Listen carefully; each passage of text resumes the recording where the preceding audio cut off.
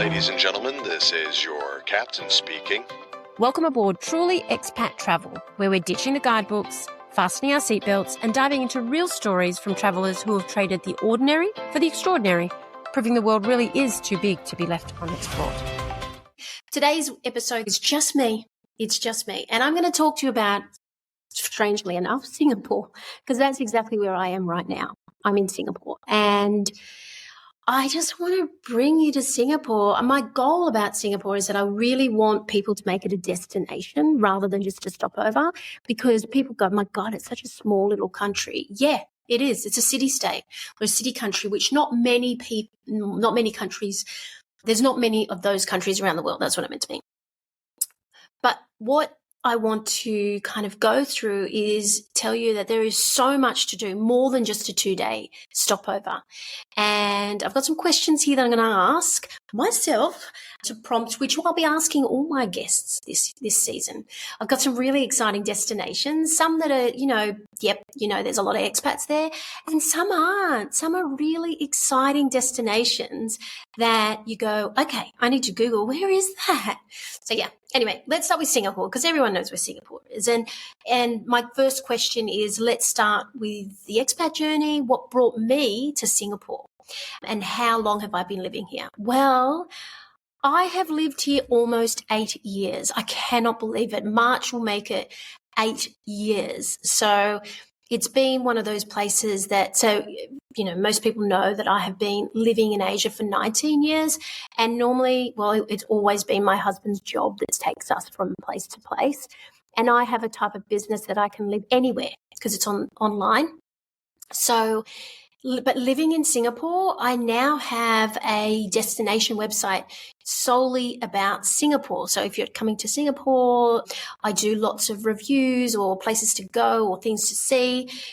And I have a team here, which makes it even more special. So when I'm not here, I've got a whole group of beautiful women who are expats, and they are traveling around, going to events and things that are on, reviewing places for me now. So so for those who want to know, it's called Singapore Truly, and it basically has everything there is to know about Singapore.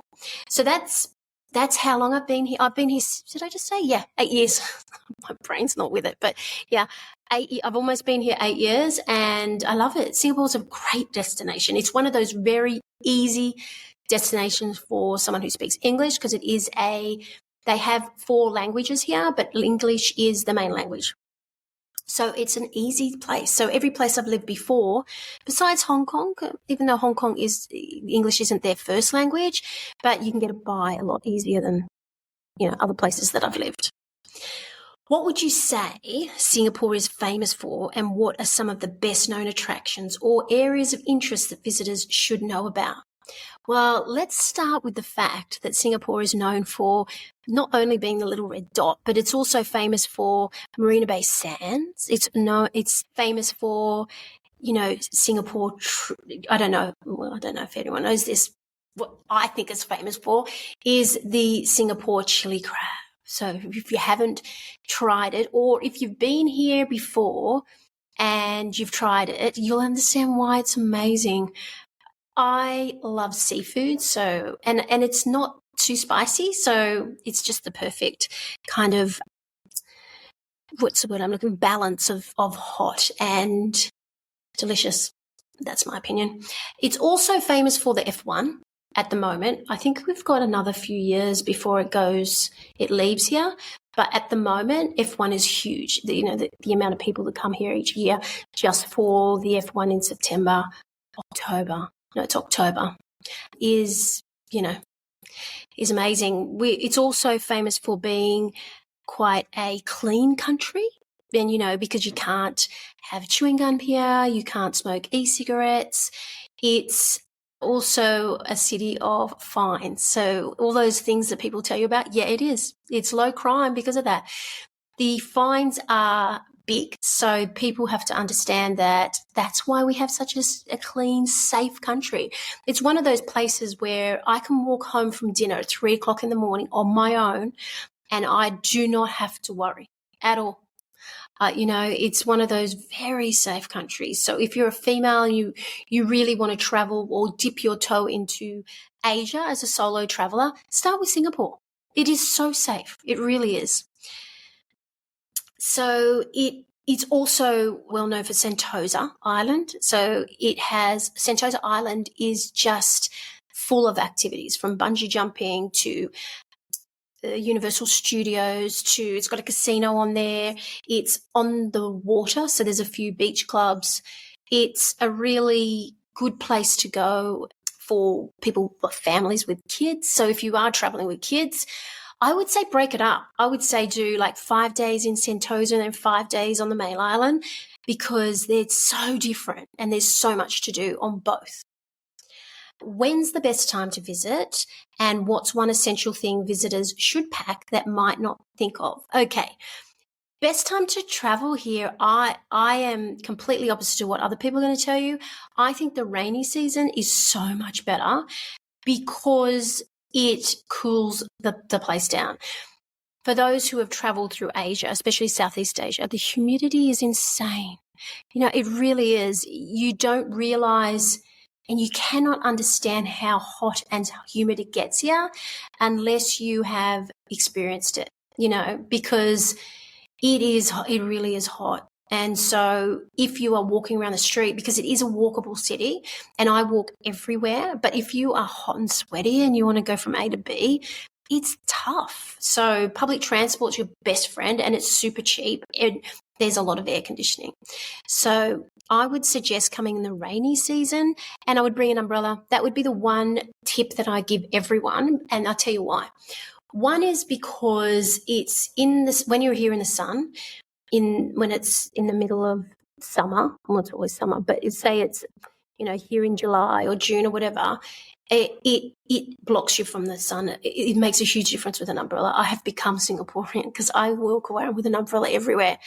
And it also doubles as if the weather turns bad, because you can get a rainfall like just out of nowhere, and it can just be, and it's heavy. When it's monsoon, it's heavy rain. So you can be drenched in 5 minutes and then it's sunshine again. So I would say bring an umbrella, and bring, like, if you're going to go to, like, for dinner inside a restaurant, bring something that might cover your shoulders if you're female, just because it gets cold. The air conditioning's like so cold, so it gets really, really cold. Okay, so number 5 is souvenirs. So forget the touristy stuff. What's the perfect souvenir that actually captures the spirit of the place, and where should you buy it? Go and buy it. Okay, I tell everyone this. There is a place called Binary Styles, and it is beautiful. What they have, so there's 2 sisters, they're twins, and they used to be architects. And what it is it's a boutique that has these beautiful prints, like scarves and umbrellas. They've got a whole lot of different things that you can purchase there. Like, I think they're called, I don't even know what they're called, but they're like a handkerchief, not a handkerchief, not a handkerchief, a scarf, like a silk scarf that turns into like a shawl. So it's really good for when it's cold out inside the air conditioning. But the prints are all architecturally beautiful places in Singapore, and they make the perfect gift. Every person I've given it to, or any person who sees me wearing one or sees the print, is like, wow, where did you get that? They are just beautiful and very, very thought out. And these 2 girls are so beautiful. You go into the shop and they're just so lovely. They will help you with, trying things on, or they've got like these jumpsuits. Last time I was in there, they're classed as jumpsuits, but they've got a whole lot of stuff. That is, to me, a hidden gem, because it's something you can take back that is easy to fold, and you can, put in your suitcase. It won't be too heavy, because I find with souvenirs you just end up really heavy suitcase. So especially if you're limited and you're going to be traveling further on, it's so lightweight and people love them. Honestly, I recommend them to everybody. 6, looking back to when you first arrived, what's one insider tip you wish you'd known from day one? Something that would have made you feel like a local rather than an outsider. I don't know about this one because I think I was coming here for many years before I moved here, especially when I was in KL, because I would stop over here for a day or two before I moved. I went to Sydney to see the kids. So I don't know if there's anything that I would say I really needed to know, but I would highly suggest using the public transport. And I tell you why. I think for the first 5 years, I don't think I ever caught a bus or a train, anything. And if I did, it was very, very rarely. So I would highly recommend getting on the buses and jumping on the double-decker buses and sitting right up the top, because it's like you have your own tour, and for very cheap. It's so cheap. And also it allows you to see a little bit more than them. Don't go in the MRTs, because the MRT, unless you really have to get from A to B, and it's the only way to get there, I would suggest the buses, because you get to see what's around and how small the place is, because then you go, you can walk from A to B. That's so close. I didn't realize that, Chinatown was really that close to Orchard Road or whatever, right? Because we walk everywhere here. I guess that's the other thing, is that walking everywhere, because you can, because even if it's raining, there's a lot of covered over areas that you can walk along on the streets. Makes life a little bit easier, especially if it's hot or if it's raining. The other thing is download your Grab app. Grab is like an Uber, because you can't get Ubers here, because that will be important. Because on those busy rainy days, you will need to maybe catch a Grab, and sometimes you don't want to be hot and sweaty.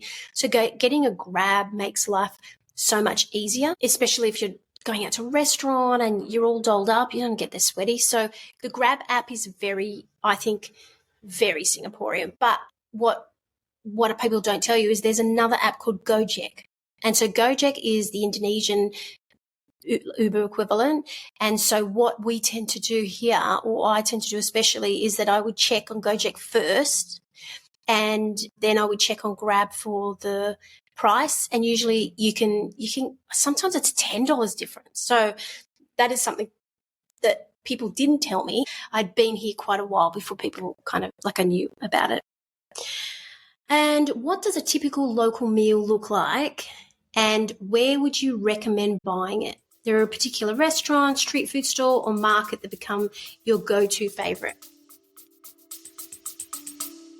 Stay with us. We'll be right back. Hey, it's Paula here.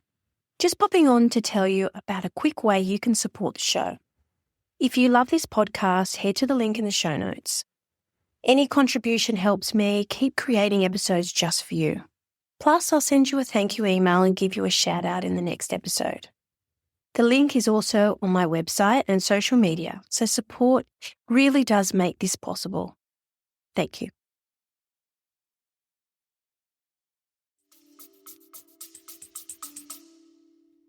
This is a hard one. Singapore is foodie heaven. So if you're into food, really into food, you will love Singapore. The hawker markets, you have to go to Lau Sat just because it's probably the most famous hawker market here in Singapore, as it is the oldest hawker market here in Singapore too. And of a night time, Satay Street, they close off the street and it becomes one eating area. And it's got a great vibe. So I would definitely highly recommend going there just for the feel of the place. But if you want really good hawker food, anywhere. And it's cheaper outside of, big places like that. Newton is also very popular. That's where they shot Crazy Rich Asians. That's for a hawker center. But also there's hawker centers everywhere. Maxwell's in Chinatown has some Michelin star food stalls. So does the one across the road in Chinatown. That's another one upstairs. They've got beautiful dumplings and stuff like that. The thing also here that people don't realize is that because you've got three cultures, you've got the Malay food, you've got the Chinese food, and you also have the Indian food. And because It's so diverse. So it really depends on what type of food you like. But if you're going to go to a Michelin star restaurant, by far my favorite is Burnt Ends. But you have to book way in advance, maybe 3 months in advance. It is spectacular. It's by far my favorite restaurant here. That is a little different. It's more international. My favorite restaurant, if you go to Dempsey Hill, is another secret that's a very local place. Lots of people go there. There's loads of restaurants. It's an old army barracks, and so that's now a huge amount of restaurants. What my favorite restaurant there, so Burnt Ends is there obviously, but my other favorite restaurant is Chop Suey. So there is a chain here called PS Cafe, and PS Cafe also owns Gypsy, which is another favorite of mine in Marina Bay. And that is fusion Japanese and Mexican, I think it is. And Chop Suey is, I love the architecture. Like I love the interior. It's that old British colonial style, and it's got fusion Asian, I just love that place. I would take visitors there. The other places I would suggest, it really depends on the food that you're after, right? So obviously you go down to India. Little India's got some great Indian local restaurants, like Banana Leaf is a chain that's down there that's cheap, it's easy, it's delicious Indian food. Or you go to places like, obviously Chinatown, which I was saying before, got some great hawker centres there. But you have Michelin star restaurants here too, right? So if you go to somewhere like Odette, which is in the top 10 in the world, best restaurants. It's a French restaurant, and that's, again, it's months in advance. What I would suggest is going to figure out what kind of restaurant you want to go to, and then just Googling, because there are so many restaurants. Like I said before, Gypsy is one of my favorite for looking over Marina Bay. In terms of bars, there's obviously going to Marina Bay Sands is where everyone says to go to, but I actually like looking over at the Marina Bay Sands. There's a bar, a rooftop bar across the road, Lantern, which is on the top of Fullerton Bay, and there's one next door. There's a bar next door, rooftop bar called Kinky, like a Japanese style rooftop bar. They have the best views of the whole Marina Bay because you get to look at Marina Bay. That's where I tend to take people rather than on top of Marina Bay Sands on D-List. You know what? My favourite rooftop bar actually is Mr. Stork. I don't think you can book there, so go early, and the view from up there is amazing. That is my favourite rooftop bar. If you're planning the perfect 3-day itinerary in Singapore, not for tourists, but for a friend visiting you, what would those 3 days look like? Take us through it from must-sees, highlights to those local experience-only expats would know about. I've written a lot of itineraries about Singapore. I actually do consultations as well. So I've written a lot of itineraries for people and consulted and what they'd like. So it's really hard to say because there's so much to do in what type of person you are. So I'm going to pretend that the person would be someone like me, right? I'm come here as a solo traveler, and I wanted to spend 3 days in Singapore. I would start by going to Raffles. If you want to stay in a beautiful hotel, it has been voted as one of the top 10 best hotels in the world. Raffles is beautiful. So if you can afford to stay in Raffles, yay. But if you can't, definitely book in for the high tea or go to the Raffles Long Bar and have a Singapore sling because that's where it originated from. Have a look around the grounds. Singapore coffee that's in the grounds there is also really cool to try out. I would then go across the road to Chimes, which is an old monastery, but it is now a whole lot of restaurants, so it's quite pretty. It's got that old charm. There's a beautiful church across the road, so you can have a look at that. There are a lot of old churches here as well with all different denominations. So looking around, that kind of area, then you could walk from there to Marina Bay and then have a look around Marina Bay Sands.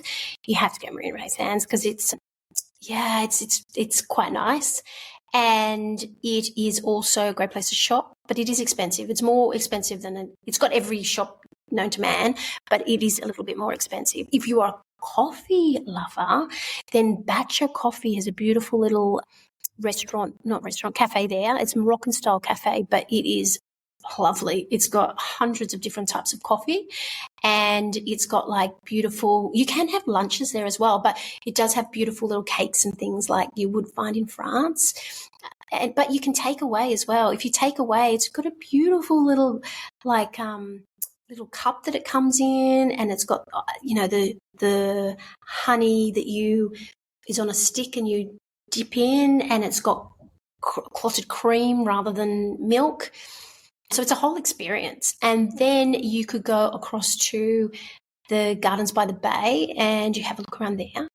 My whole day would be kind of looking around that area.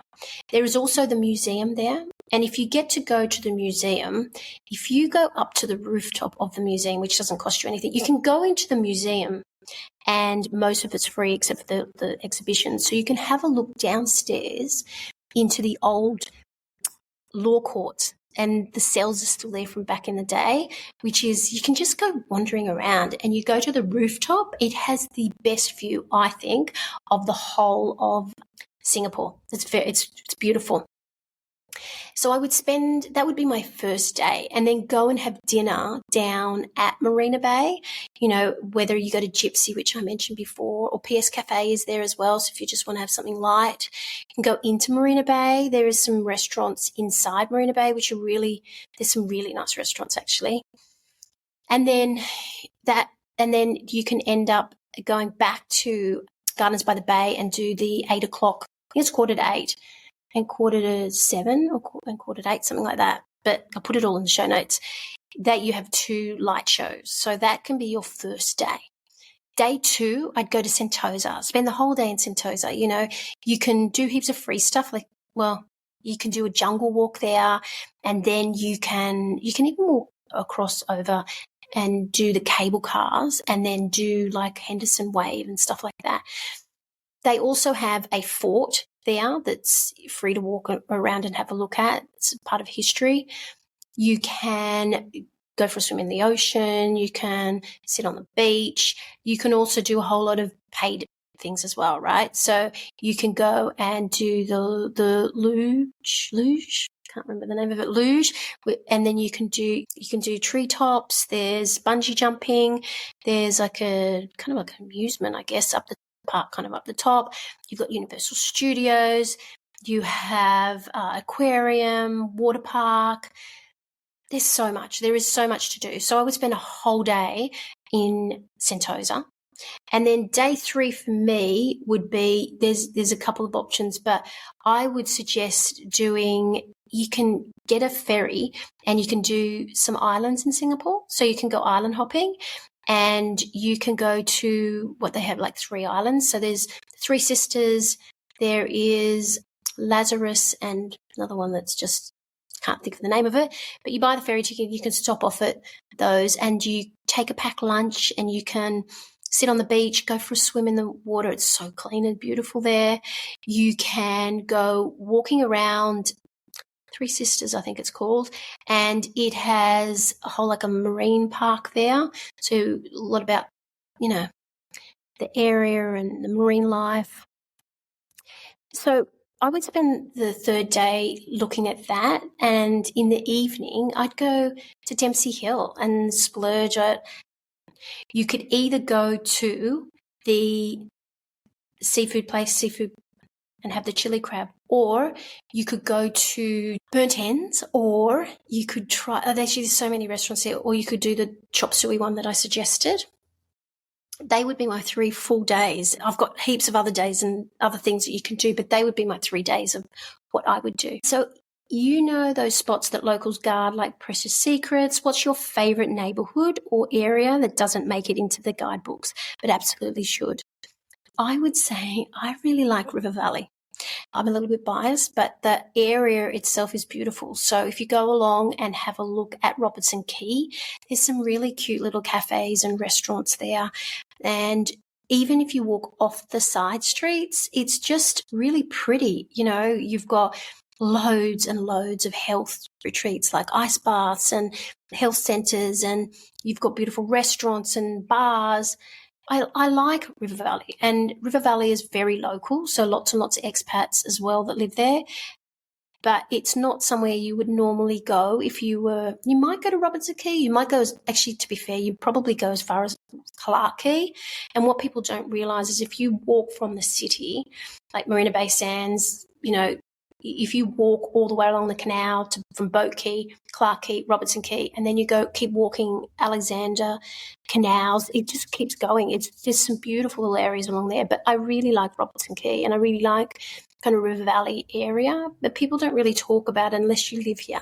And if you're looking to live here, that's a place where most people would look at to reside, because it's so easy to get to places. Yeah, that's kind of it. That's me. I've been rambling. Is that even a word? Rambling on for like 30 minutes. So I think that's going to be my first episode on Singapore. I'm going to venture back in Singapore, maybe down the track or something, because I think there's so much more to talk about.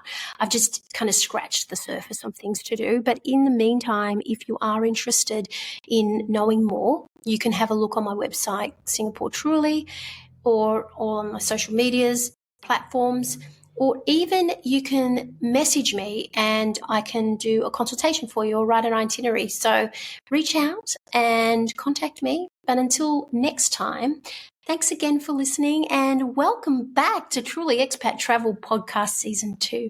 And I hope to see you again next week. Thank you for joining me on the Truly Expat Travel Podcast. If you liked this episode and you found it valuable, then why don't you go ahead and like and subscribe so that you don't miss an episode moving forward. I've got some amazing guests and some fantastic destinations coming up. But if this is the episode and this is the destination that you really want to go to, then I suggest you head over to trulyexpattravel.com, where you'll find travel guides and deep dive into this sort of destination. If that's not what you want and you can't find an episode that is a destination you want to travel to, then head over and follow me on Facebook, Instagram, and TikTok, because I'm pretty sure you'll find something there. In the meantime, safe travels, and I'll see you next week. Cabin crew be seated and ready for takeoff.